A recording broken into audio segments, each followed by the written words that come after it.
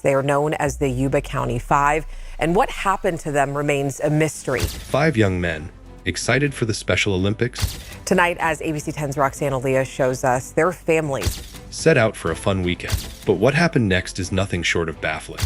are still pleading for answers. Abandoned in a remote mountain road, their car left behind, food untouched, and no sign of life for days, until their bodies are discovered miles apart, frozen and starved. How could they have walked away from safety into a deadly, unforgiving wilderness? The mystery of their tragic fate still haunts families and investigators alike. Don't miss the full story. It's a riddle that remains unsolved. The boy's Theodore Earl Weiher, or Ted, was born on May 26, 1946.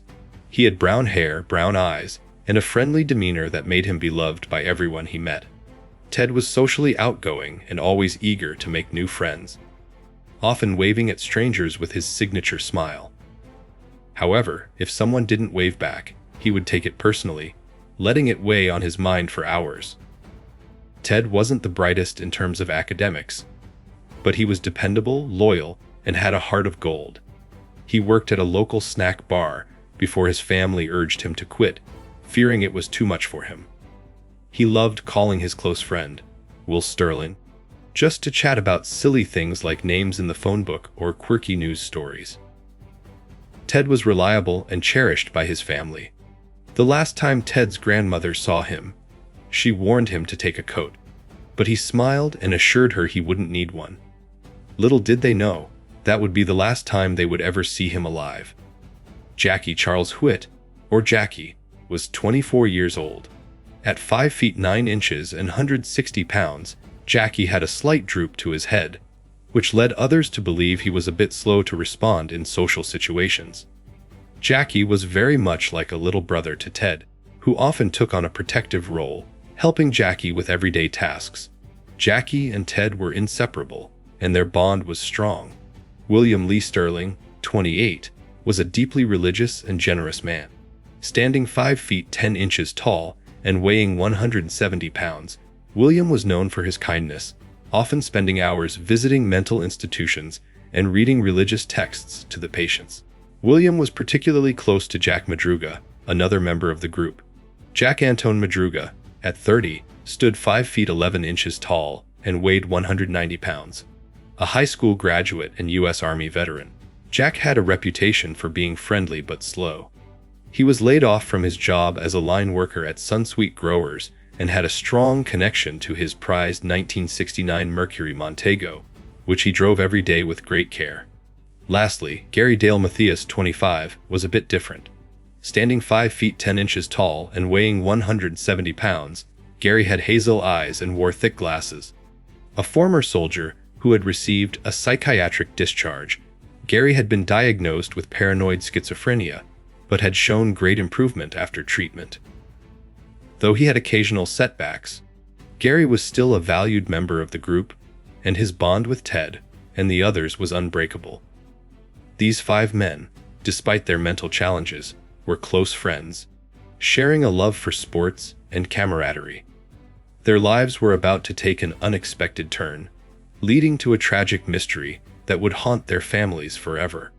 The disappearance on the evening of February 24, 1978, the 5 men were preparing for what would have been an exciting day ahead, participating in the Special Olympics playoffs. They were thrilled about the opportunity and couldn't wait to compete.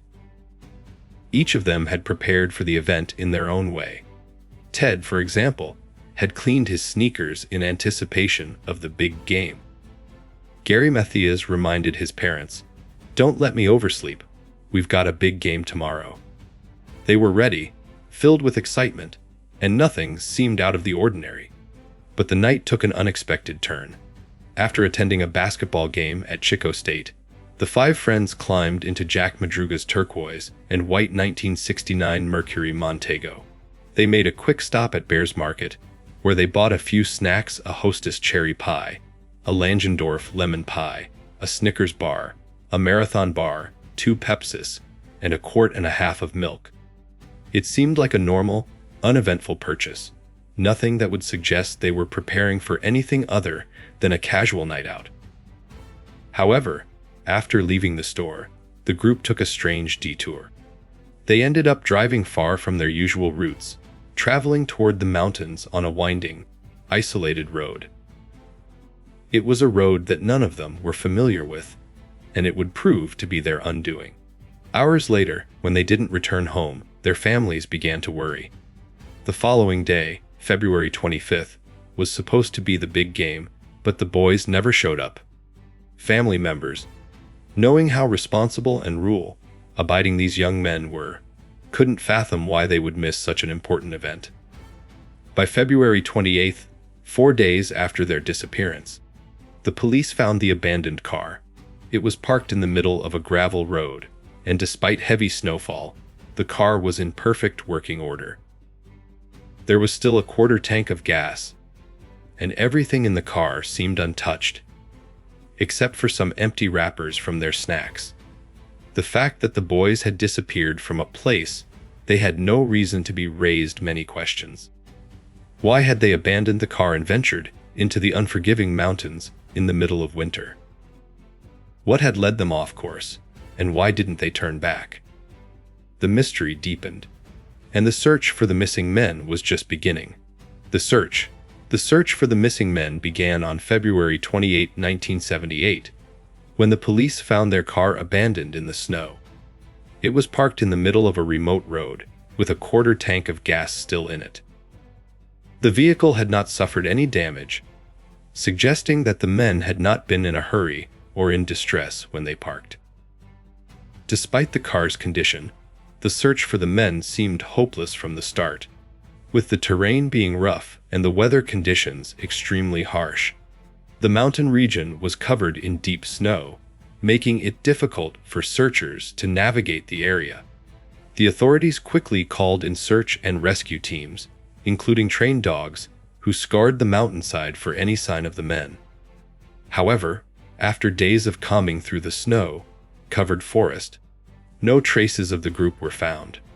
Despite the dangers of the environment, the search continued, with volunteers and searchers risking their own safety to help.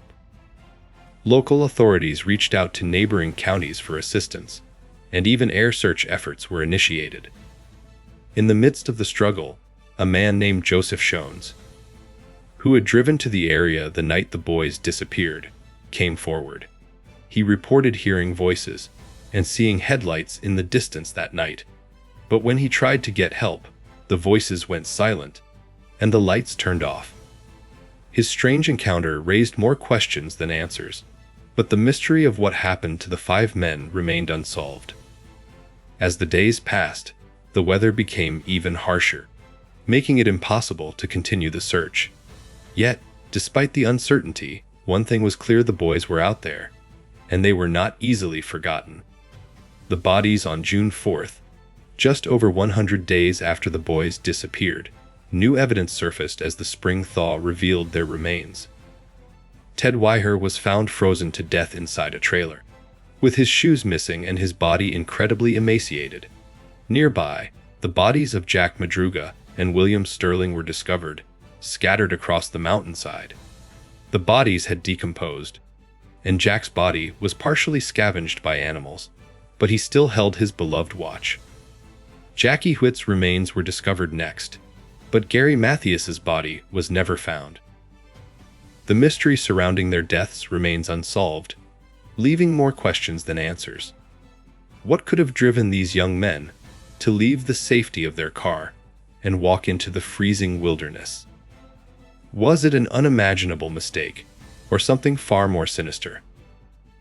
Let us know your thoughts in the comments, and don't forget to hit that subscribe button for more chilling mysteries. And make sure to tune in for our next video, The Mysterious Case of Elisa Lam. What really happened in that elevator?